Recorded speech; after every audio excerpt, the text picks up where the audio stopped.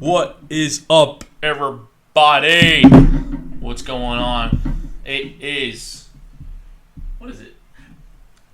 Tuesday, May 19th. Tuesday, May 19th. It's about 8:30 at night. Everyone's probably saying, Rock, what are you doing with a night podcast? I don't know. Couldn't tell you. I really couldn't tell you. I have no idea. Normally I do day podcasts. This time I was feeling a little froggy. Doesn't make any sense. But I decided to just switch it up. You know, there's some time that's gone by, so I figured gotta shoot my shot now. You know, so here I am, May 19th on a Tuesday at 8:30, doing a podcast. Good job. So, how's everyone doing? Hope everyone is staying healthy. Everyone is washing hands, doing whatever bullshit corona nonsense you guys want to do. I'm telling you right now, corona is going to be not something I'm going to talk about. Mountain biking, however, is something I'm going to be talking about. So I've been doing a lot of research on mountain biking, finding mountain bikes. Man, I did not realize and I'm talking about like good bikes too, guys. I'm not talking about like your Walmart, Target brand mountain bikes. All right. I didn't realize how freaking expensive these freaking bikes are. Goddamn. Who wants to spend $800 on a goddamn mountain bike? Yo, honestly, and shout out to Brandon Schaub from TFATK and Below the Belt podcast. Yes, TFATK is the fighter and the kid, short version. Thick Boy, Brandon Schaub. Shout out to my boy Brandon Schaub. Huge fan. Active listener of all your podcasts. My man bought an electric bike. Okay, so all right, so kind of like before this whole pandemic thing started, he got into mountain biking, well, road biking, and then I guess a lot of fans were telling him, "Hey, listen, like, you don't be doing that shit. Get yourself a mountain bike. You know, you got to ride dick." So you know, Brandon Shaw was like, "All right." So he ended up getting a mountain bike. So he's been riding. He was riding with that a lot, and then he recently got an electric bike. So the electric bike is freaking awesome, man. I don't know if you guys ever heard of it or seen one, but an electric bike probably goes about like 20, 25 miles per hour, maybe more, maybe less, give or take. But yo, that shit is freaking bomb, man. An electric bike is brilliant. Absolutely brilliant. Imagine like climbing up, like for all us New Yorkers here in the 845 area, climbing up Mount Beacon, okay, using a damn electric bike. You know what I mean? That's amazing. Or whatever, anything, honestly, you know? Like, that's freaking awesome. So anyways, I think it was like a 13-grand bike, $13,000.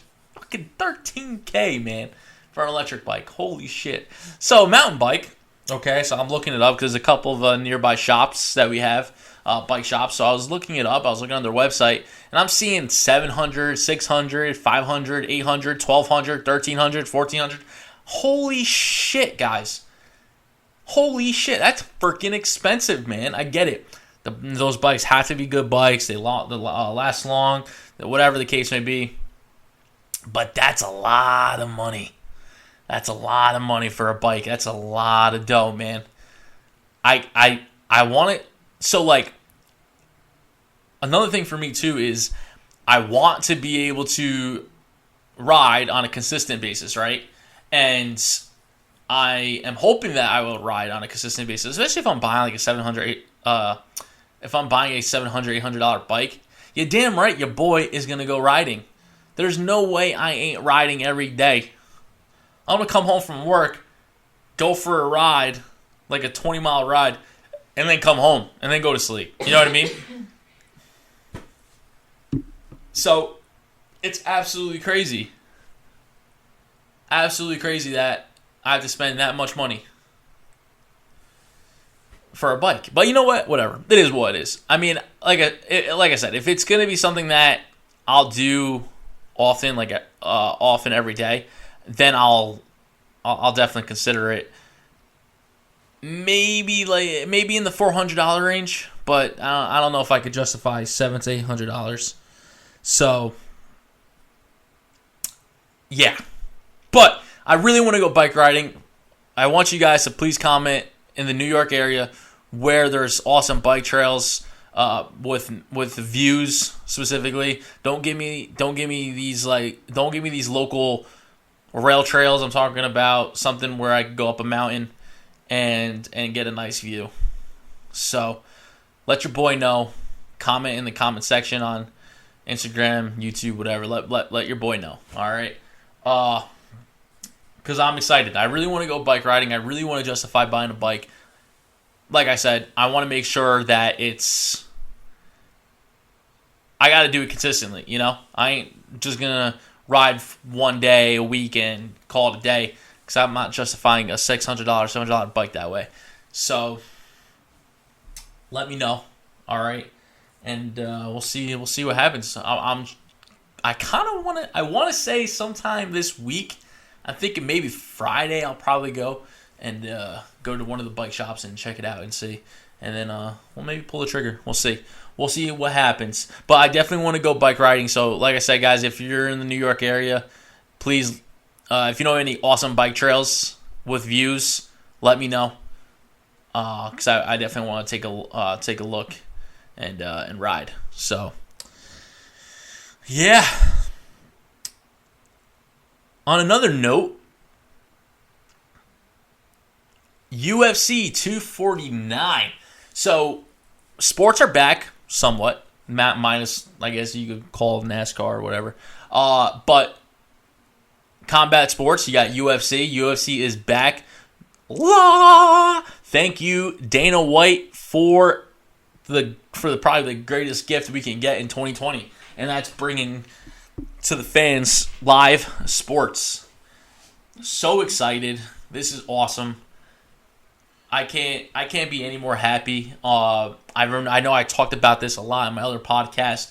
So the UFC held I think they held 4 fights, 4 pay-per-view, 4 different dates of fights within the last week and a half, 2 weeks.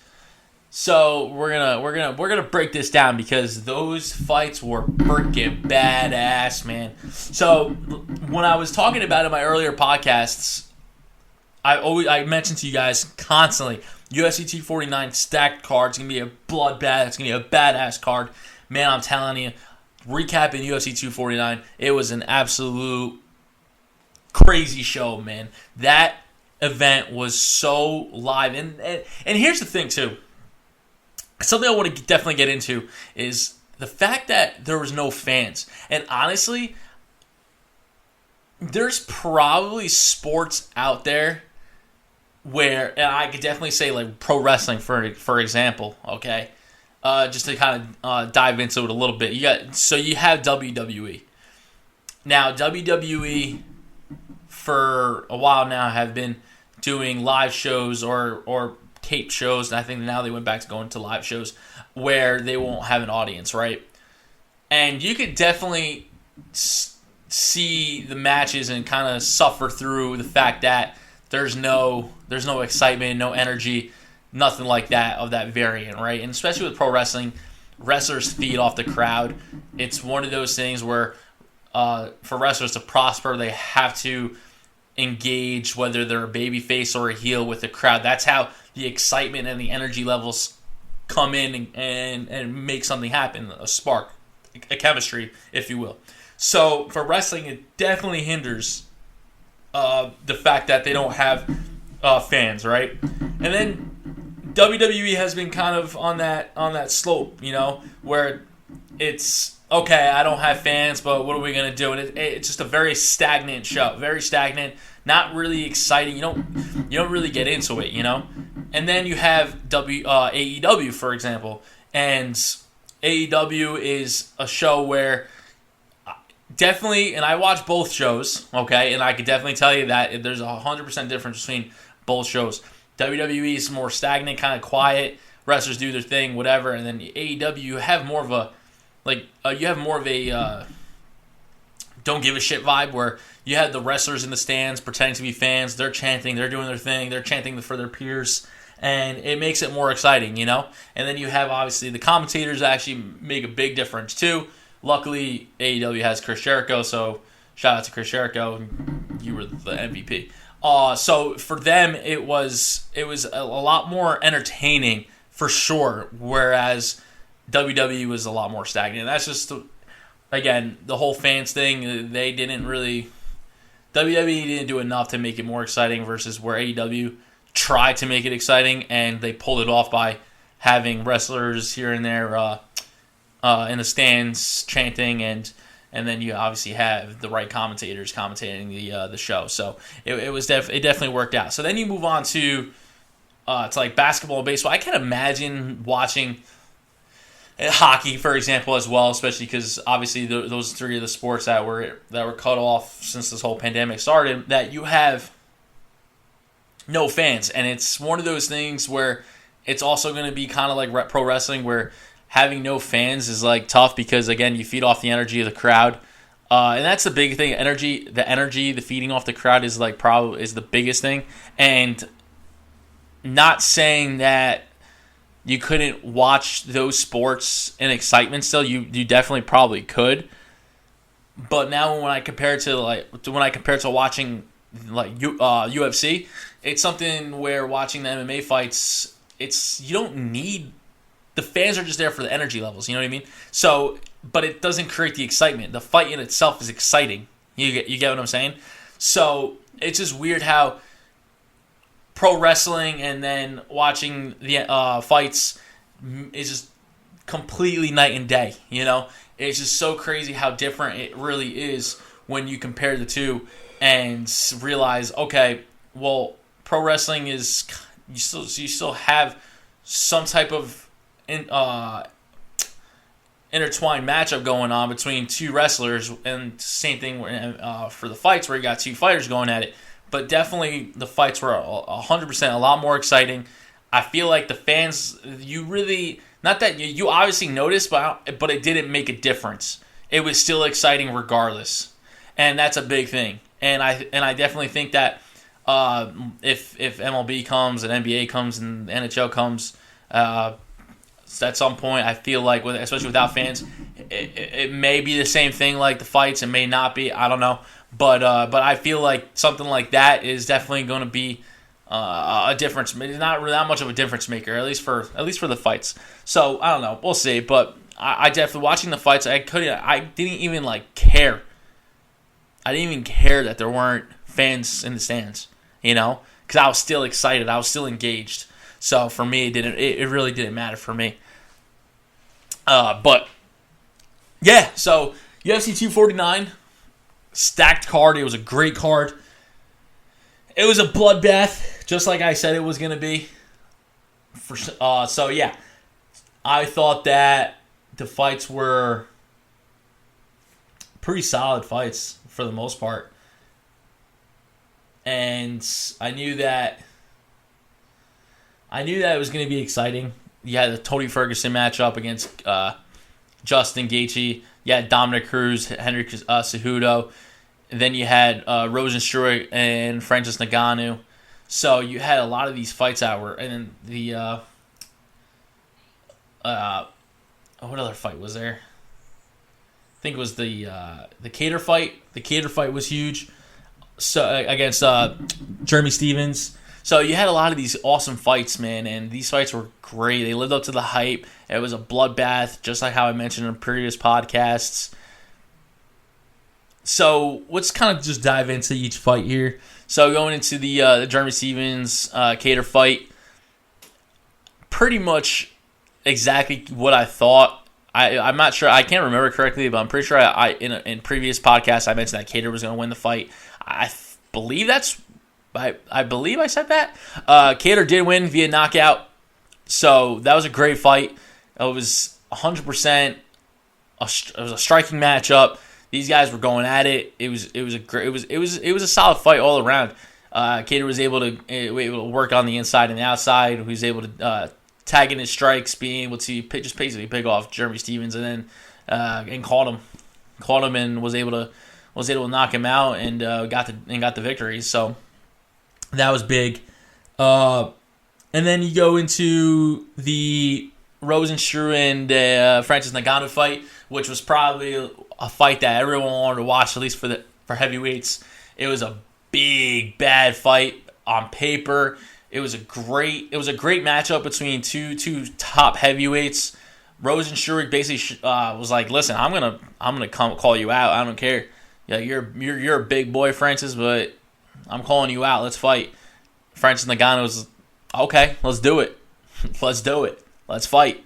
So it ended up, I believe the fight was 13 to 20 seconds around that time frame. Francis Ngannou winning by knockout. So that fight, I'm pretty sure I called it with that fight that Ngannou was going to win by knockout. The problem with that fight was Rosenstruck just not intelligently got out of the way. He kept moving back, so he went on a north-south lateral movement versus changing angles, going side to side as he was getting pushed back towards the cage. And if you look at the fight or watch the highlights, you definitely could see Francis Ngannou missed maybe 4 haymaker shots. One landed, and not for nothing, one only does need to land. But if Rosenstruck just either went in for a takedown, went in for a clinch, or changed angles either left or right, it's definitely going to be a different story, at least in that moment. Maybe the same outcome, but definitely a different story where the fight could have probably lasted a little longer if Rosenstruck was just able to either go in for a takedown or go in for a clinch versus just backing up completely. That's just a big no-no for any fight, really. You don't want to just constantly keep backing up.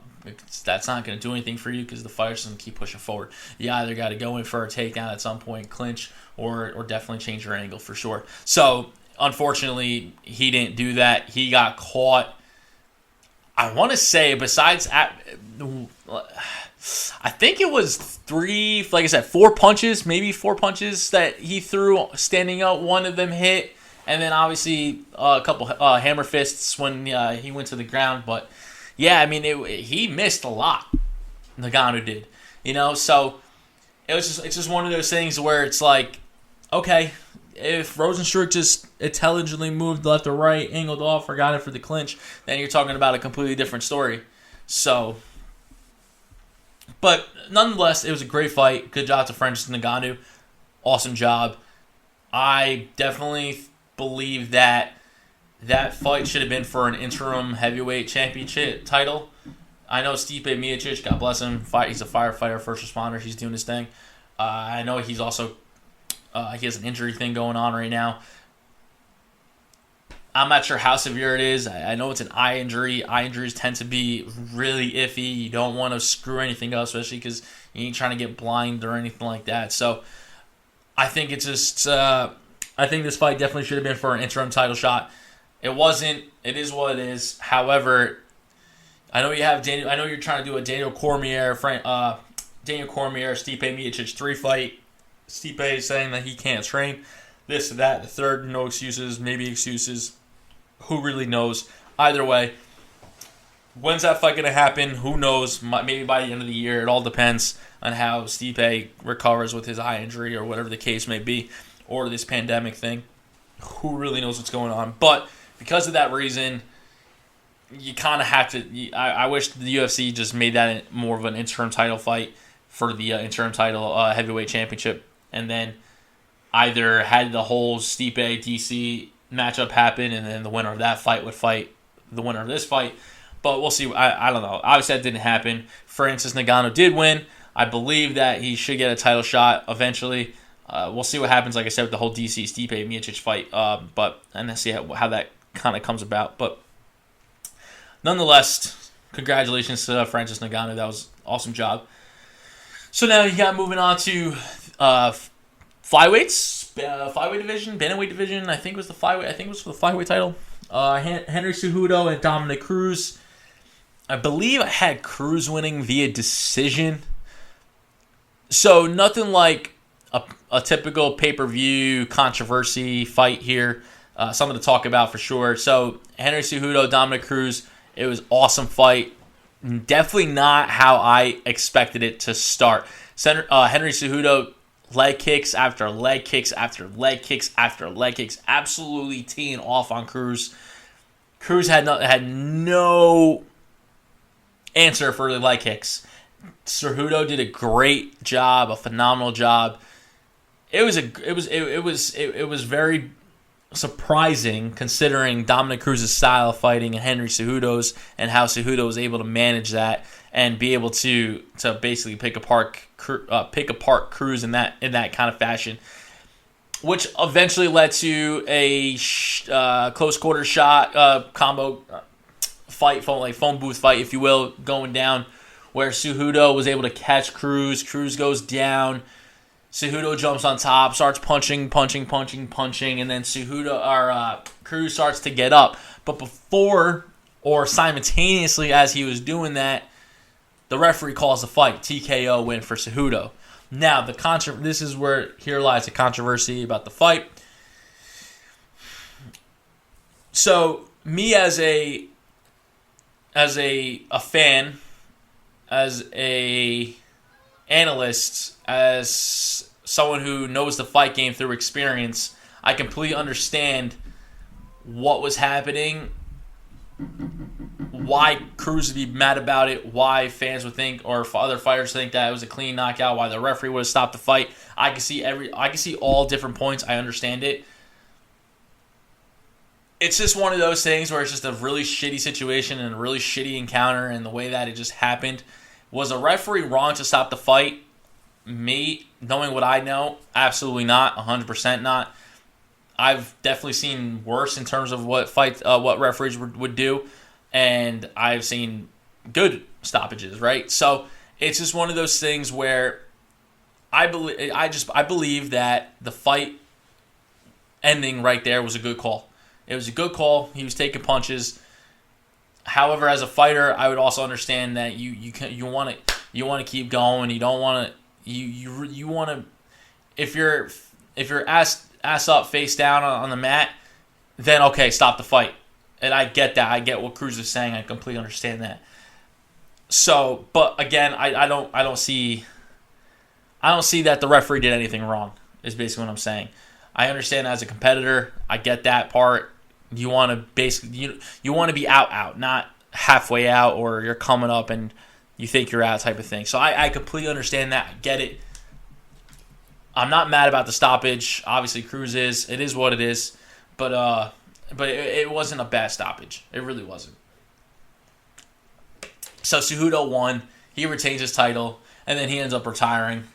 So we'll see what happens with that. If he continues, or if he stays retired, or if it's just a ploy to get more money, whatever the case may be.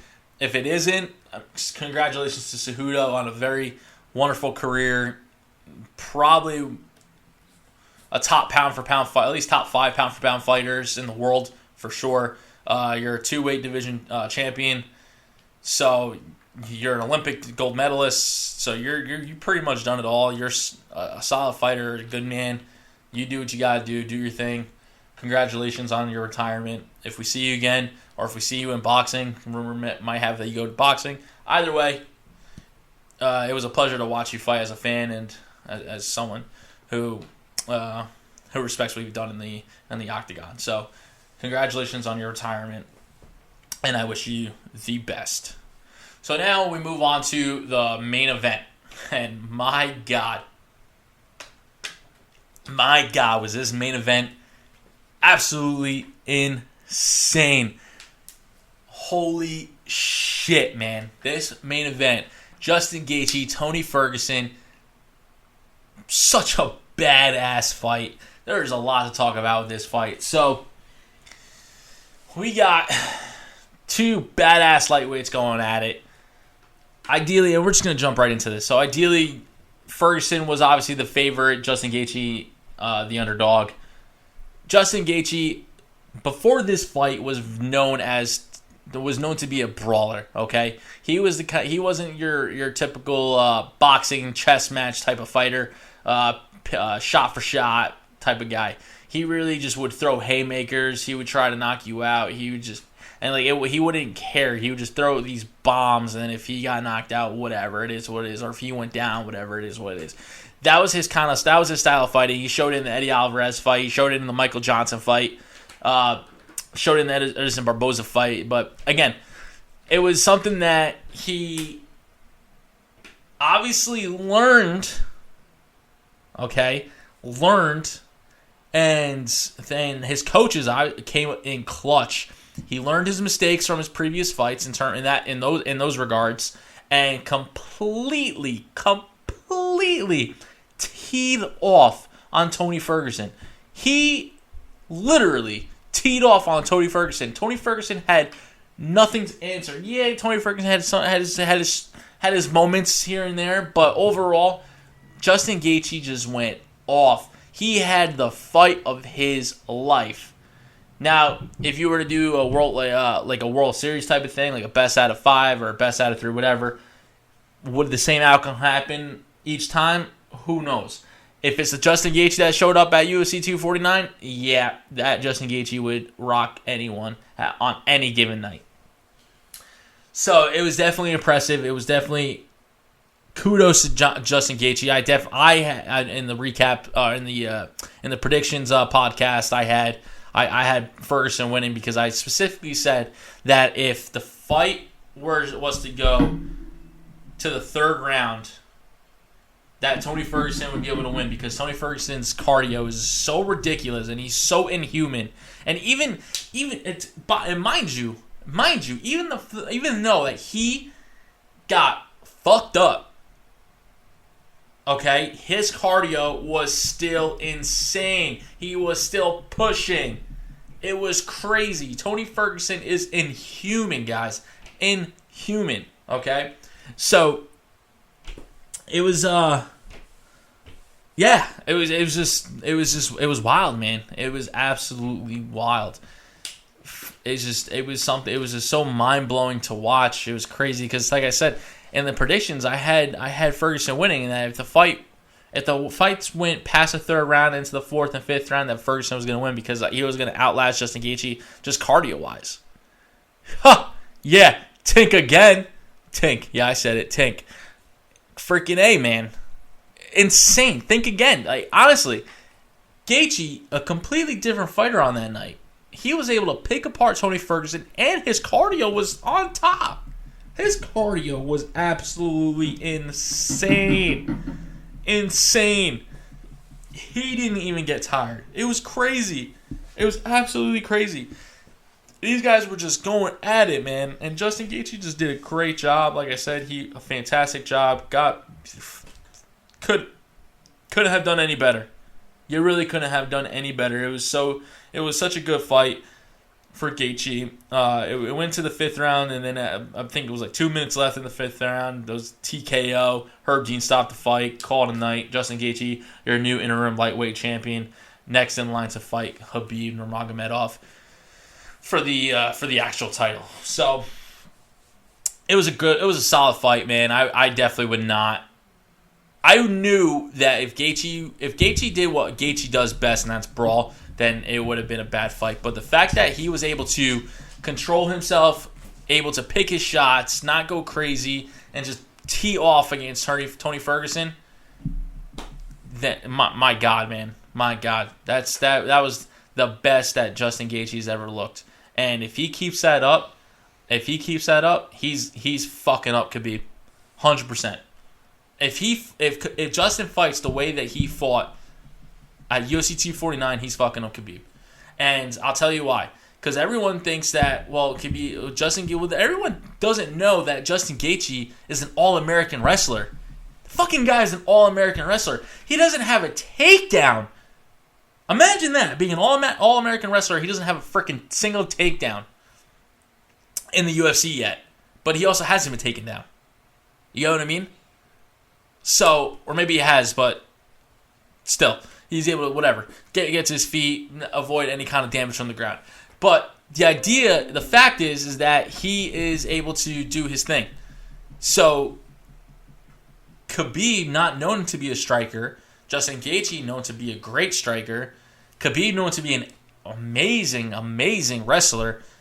We don't know what Khabib can do, but just because we don't know what he can do when it comes to the ground, doesn't mean that he can't. And that's what's dangerous. That is dangerous because it's an unknown. Gaethje could be an excellent wrestler, takedown defense artist, and like I said, because he's an all-American wrestler, who knows how he would be on the ground with Khabib, or with anyone for that fact. You know what I mean? Who knows? So the fact that that's unknown in a fight against Khabib, knowing that this guy could strike, I mean, he lit up Tony Ferguson. Tony Ferguson hasn't lost a fight in 8 years or something like that. You know what I mean? That's insane. So I think Michael Johnson was the last guy to beat Tony Ferguson before Gaethje. And now you have this fight coming up with Gaethje and Khabib, and you have an all-American wrestler. Who knows how that fight's going to go down? I'm telling you, I think I can say that fight's going to stay standing up. It'll be a strike game, and if it's a strike game, Justin Gaethje is going to be your lightweight champ. I'm telling you. I'm telling you. Justin Gaethje is just a different kind of man. He's that fighter that just has... It's just different. There's something different about Gaethje, and it's a good thing. And like I said, he's an all-American wrestler, so who knows what he'd be like on the ground against a guy like Khabib. But like I said, against anyone else, who knows? We don't know. But I could bet you my bottom dollar that Gaethje will win that fight. 100%. So that's going to be an exciting fight. Can't wait for that. Gaethje Khabib.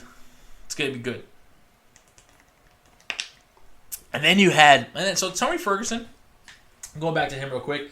So he had a broken orbital bone or something like that. A couple things. He was freaking, guys. You want to know how inhuman he was? The next day, while at the hospital, he posted a video of him dancing in the hospital, in his hospital bed, in his room, dancing. And then a few days after that, he's back. I think it was Wednesday. I think it was last Friday. I could be wrong. Last Friday or last Saturday, he back to training. So, he like I said, Tony Ferguson's inhuman. He's one fight away from being right back into the mix. Listen, again, he's fought and won for 8 straight years before the Gaethje match. And he's one win away against a guy like Dan Hooker, Paul Felder, Charles Oliveira, etc. Conor McGregor, or whatever the case may be. He's one fight away from being back into the title hunt. So Ferguson's definitely in no way out of it. The next fight that has to happen is going to be the Khabib Justin Gaethje fight. Everyone's talking about Conor and what Conor's going to do. I'm hearing a lot of the Conor Diaz 3 at Fight Island. That would be an exciting fight. That would be a nice trilogy fight. They're at one apiece right now. We'll see what happens, what materializes, but we'll see what makes sense. But that's a good fight. That's not a bad fight. To see the trilogy fight between McGregor and Diaz, but the fight between Khabib and Gaethje is going to be that's an exciting fight, and that's a fight that I cannot wait to see. So that concludes UFC 249. So then we had UFC 173, which was. We had Anthony Smith and Glover Teixeira highlighting that fight. It was, I believe, that fight was like on a Wednesday or on a Saturday or Wednesday or something like that. Yeah, I think it was a Saturday. What was it? A Wednesday. It was May 13th. It was highlighted by Anthony Smith, Glover Teixeira. There was a few good fights on that fight card. The big fight. On the heavyweight division, you had Andrei Arlovsky. Lightweight division, Michael Johnson versus Thiago Moises. That was a solid fight. Michael Johnson had that first round completely won. He was teeing off on Thiago. Thiago did exactly what he had to do. He listened to his cornerman in between the first and second rounds. They told him to go for the takedown. Thiago comes out in the second round, finds a takedown, gets a takedown, and gets the win via submission. So, I mean, kudos to Thiago Moises coming up and executing the game plan that his coaches mentioned for that second round. You had Andrei Arlovski win by decision. You had Alexander Hernandez and Drew Dober. That was a good fight. Drew Dober winning via KO. And then another in the co-main event, you had Ben Rothwell versus Ovince Peru. Ben Rothwell winning by decision. That was an okay fight. And then the fight to talk about, Anthony Smith and Glover Teixeira. So again, another controversial fight here. You had Glover Teixeira winning by KO in round 5. It looked like in the earlier rounds that Anthony Smith was doing pretty okay, and then basically everything kind of went upside down for him. He pretty much lost his groove. He was getting picked apart by Glover Teixeira. There was a point in the match where Anthony Smith actually lost his teeth or his tooth and picked it up off the mat while Glover Teixeira was on his back punching his face in, and gave the tooth to the referee. He went to the corner saying he went to hit back to his corner one of the rounds saying that he lost his teeth. And I mean, if you watch the fight, you could watch the highlights, whatever, you could definitely see that Glover Teixeira was just picking Anthony Smith off. It was one of those questionable fights where you could say, man, stop the fight. Cornerman stopped the fight. Same thing. And that was another thing to mention too about the Ferguson fight. With Ferguson getting picked apart, like the way he was with Justin Gaethje, it was another one of those controversies whether or not you throw in the towel for Ferguson, because he was just getting the fucking shit beat out of, you know. But that didn't happen. They went against that, ended up getting KO'd, whatever. TKO, referee stoppage due to basically Tony Ferguson not being able to fight anymore. So going back to the Anthony Smith Glover Teixeira fight, same exact idea here. Anthony Smith he's a fighter, he's a warrior. He's not going to tell people, listen, stop the fight, right? But he gave a lot of subtle hints in that fight where it's like, all right, I mean, I'm getting fucked up here. Like, I don't want to get fucked up anymore, you know? So his cornerman basically just was like, nah, like, you're still going to go in there and fight. So that's what happened. He ended up losing by knockout. I mean, again, controversy. Do you throw in the towel for him? Do you not? He's saying a couple things. He's saying he lost his teeth. Not doing this, not doing that. What do? You stop the fight, you not stop the fight. Unfortunately, they didn't stop the fight. He ended up getting knocked out. I mean, and it was just one of those things where it's just, I don't know, you live to fight another day, you know, that type of thing. So kudos to Glover Teixeira coming out victorious with that. That was a great victory for him. He's like 40 or 41 years old. So it was a good fight. Again, controversy. What do? Do you throw in the towel? Do you not throw in the towel? That's just such a hard decision for a coach. So speedy recovery for Anthony Smith. Hopefully his teeth are okay and everything's okay with him. I think he mentioned that he had like a broken orbital bone and a couple of broken things. So hopefully he's all right. But again, questionable. It was a questionable fight in terms of stoppage, whether or not the cornerman should have stopped the fight and threw in the towel. But he's a warrior. You know what I mean? He's a warrior. He's not gonna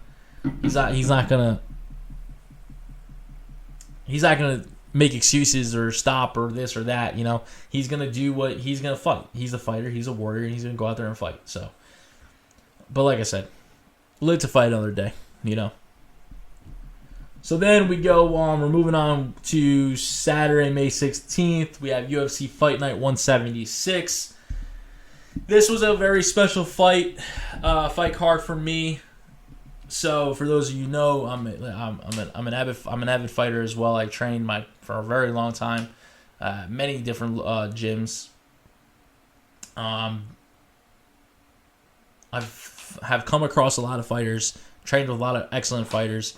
A lot of fighters, a few fighters who are with big time camps right now who are fighting, and this fight card was no different. An old training partner of mine, Erwin Rivera. Shout out to Erwin Rivera.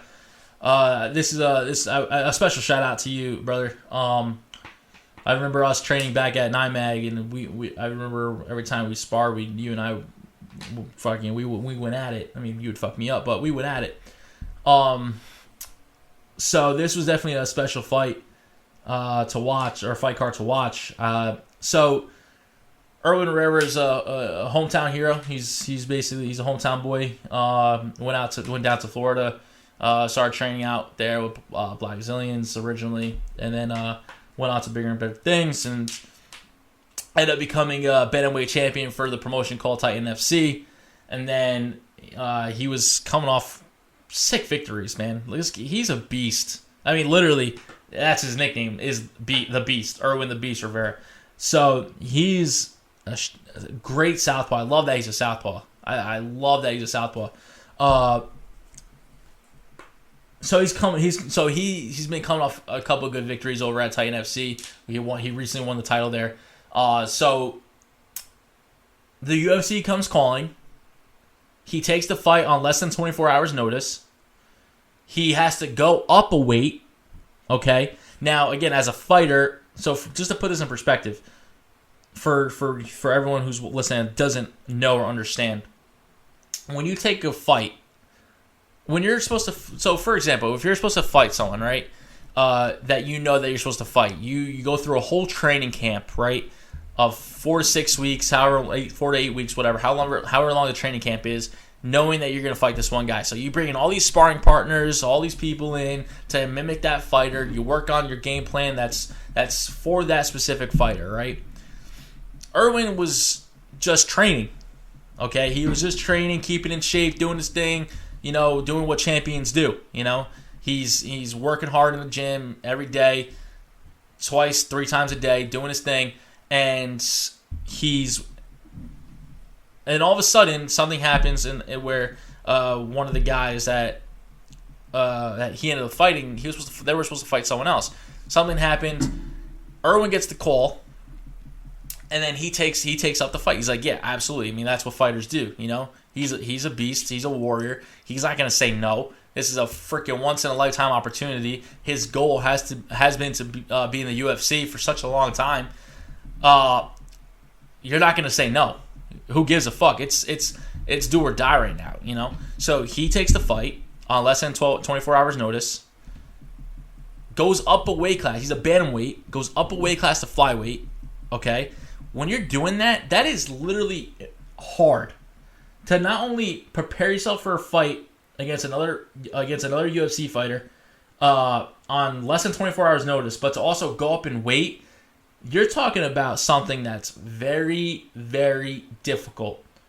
Very difficult. Okay? Very, very difficult. So he's like, yeah, fuck it, let's do it, right? So he takes the fight. He has to go to Jacksonville. He has to get entered into the system with the UFC. He has to do all these other things with the UFC and all this other crap. Meanwhile, he has to still focus on the fight. Okay, it's fight night now, right? Or weigh-ins, whatever. Then it's fight night. He's probably, I can only imagine how he's feeling. Adrenaline's rushing. He's excited. He's trying to keep his composure, be calm, like a true champion that he is. He goes he steps into the octagon with this fighter, a kickboxer, and I mean, not for nothing, I thought he fought very well for the situation that he was put in. 100% thought he fought very well. He was landing strikes, and the speed on his switch step Superman punches were fucking phenomenal, man. Phenomenal. I loved it. I honestly thought that, and not for nothing too, he kept his composure too. He got rocked on a couple of hits, and he just took it like a champ. He was like, "That's all you got, man. That's all you got." You know what I mean? And obviously, there's a size difference too, but it doesn't matter. Erwin fought his ass off, man. He heart of a true champion right there. What he was doing, the excitement, he was exciting in that octagon. He was trying to put on a show, obviously trying to go in for the knockout. He was doing his thing. I was so incredibly proud of him. It was awesome to be able to see someone who I trained with in the past to be able to watch them on live TV in one of the biggest, if not the biggest promotion in the world aside from Bellator, of watching the UFC. Like, that's amazing. Like, you're watching a guy live out his dreams on live TV. It's fantastic, So it was definitely an honor to step in the ring with you back in the day where we were training together. It was definitely an honor to watch you fight here on live TV in my own home. That was absolutely incredible. So definitely, you're not going to see the last of him. He's going to be back. He's going to be back to a normal weight camp, or a normal training camp, back to his normal weight at bantamweight, and I'm very excited to see what he's going to do. 100%. I'm very excited to see what's in store for him, because I know that he's going to do big things. Okay, for sure. So, again, congratulations, Erwin. It was awesome to watch you fight. It was a great performance. Obviously, it didn't go your way, but you know what? You did what you did. You did as a true warrior, and you put up a hell of a fight. And your fans and everyone looks forward to seeing you again in the future. So keep your head up, keep training, keep pushing, and you'll definitely be doing big things. So congratulations on getting into the UFC, and keep killing it, bro. Keep grinding. So that's pretty much what I wanted to talk about with that, as far as those fights. And then there was a couple of other fights I wanted to mention. You had Dan Ige and Edson Barboza.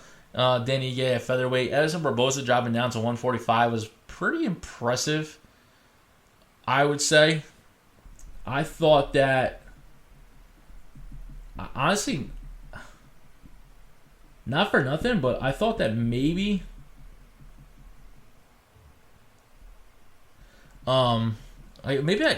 just real quick, if I said flyweight in that previous rant, I meant to say featherweight. I do apologize for that, by the way. I for some reason I keep saying flyweight when I mean to say featherweight. So my bad. That is my fault. If you guys are like, what the hell is he talking about? Human error. Just made a mistake. Not flyweight, featherweight. He went up from bantamweight to featherweight. I apologize. So yeah. So you had Danny Ye and Edson Barboza. Edson Barboza dropped down to 145 from 155 from lightweight. Didn't really work out too well for him. He ended up losing by decision. That fight it was a good fight to watch. It was exciting. And then Claudia Gadelha and Angela Hill fight. Claudia winning by decision, the co-main event. And then the heavyweight matchup between Alistair Overeem and Walt Harris. That fight had some big meaning. Walt Harris had lost his stepdaughter, where I guess his stepdaughter got killed in pretty much in cold blood. So this fight for him was very special. He had actually hurt Alistair Overeem in the first round. So if we go back to talking about referee stoppages, when we went back and talked about this Cruz Cejudo fight, that's a fight where you could say, well, how did you stop the Cruz fight, but you didn't stop this fight with Harris and Overeem? And not for nothing, I don't think people would have been mad about that, if the referee had stopped the fight in the first round when Walt Harris got on to Alistair Overeem and started throwing haymakers and hammer fists, especially because of everything that was happening that has happened in his life. I definitely would feel that it would be more of a Cinderella story than anything. You have a father who's a fighter who's coming into this fight, had just lost his stepdaughter. He's trying to keep pushing forward, trying to make positive. He's fighting for his daughter. I honestly don't think that fight would have had any much of a dispute, in my opinion. Especially when you want to compare what Overeem was going through versus what Cruz was going through. I think you don't really, and if you want to compare it, you shouldn't stop the Cruz fight versus the Overeem fight, because Overeem was a little more getting his ass beat and seemed like he was out of it. So again, obviously It is what it is. That's the way I would view it, obviously, in a more friendlier way. And when I say friendly, I mean in Walt Harris winning because of everything. Also he deserved it. I mean, he did knock him down. He was throwing haymakers. It was a fight that could have been won. Could have been won if one or two more punches landed. If Overeem wasn't able to block more punches, but obviously you have a guy like Overeem who's a veteran. He's tactical, smart, intelligent fighter, knows how to defend, that kind of thing. But again, if the referee stopped it because of that, not when I say because of that, because of the beating that Overeem was taking, I don't think it would have been really much of a dispute because of everything that's happened in Walt's life up until this point. So, but Overeem ended up winning via second round knockout. Much respect to Overeem, by the way, and after the fight, being with Walt, it's just classic martial arts respect, especially with everything that Walt Harris has gone through. I couldn't imagine. God bless Walt Harris. I hope to see you come back stronger and better. I know you will. Take your time with everything that's going on, and I'm looking forward to seeing you fight in the future. We have a couple more UFC events. One that was just announced. We have UFC Fight Night on May 30th between Tyron Woodley and Gilbert Burns. That's going to be a great fight to watch. I can't wait to see how that fight pans out. Both are great fighters. Tyron hasn't fought since he lost to Kamaru Usman. So we'll see what happens. But I definitely think it's going to be a good fight to watch. I think it's going to be an exciting fight card for sure. So we'll see what happens with that fight. And then we have UFC 250 happening in June. Amanda Nunes, she's coming back to defend her featherweight championship belt against Felicia Spencer. That's going to be an awesome fight. That's going to be an exciting fight. Both are very top heavy strikers. Felicia's wrestling game is also very, very top notch. So we'll see what happens with that. That should be a very good fight. And yeah, that's about it for now. Thank you guys for listening. Oh, another thing I wanted to mention real quick. Twitter war between Francis Ngannou and John Jones. Real quick, I just want to jump on that. 100% that fight should happen. 110%. The only problem is that it won't be a title fight now, which is kind of shitty, but it is what it is. That's an exciting fight between two exciting fighters. John Jones would be going up to heavyweight. Only thing is that I would like to see John Jones get a fight at heavyweight at a catchweight first, just to kind of see where he would be at with weight and how he would be able to handle going up to heavyweight. I don't think he would have a problem, but again, going down a weight and going up a weight can affect you in some way, shape, or form. So we'll see what happens. They have been in a Twitter exchange as of late. We'll see what goes on. Like I said, hopefully that fight materializes. I don't see it happening anytime in the future. So I think John Jones is begging for a lot of money for this fight, which why wouldn't he? But that will be an exciting fight to watch if that ever does materialize. So that comes to a big conclusion. Thank you guys for listening. That's all we got. That's pretty much the recap of all the fights that have happened since UFC 249 on May 9th. Thank you guys for listening. Don't forget to subscribe on my YouTube channel, Fisticuffs Podcast. Like and comment. I'm always willing to have conversations with you guys. Again, also go on my Instagram, follow my Instagram, Fisticuffs Podcast, and that'd be awesome. I'll greatly appreciate your guys' support. Thank you guys so much. Thank you for listening again. Everyone, stay healthy, stay happy, and have a great Memorial Day weekend. Coming up this weekend, I think. Is it this weekend? The 25th? Hold on. Let me find out. Stand by. It is... Yep, the 25th. So, if you guys are doing anything, have a good weekend. And God bless. All right, guys. Thank you again for listening. Take care. Have a good one.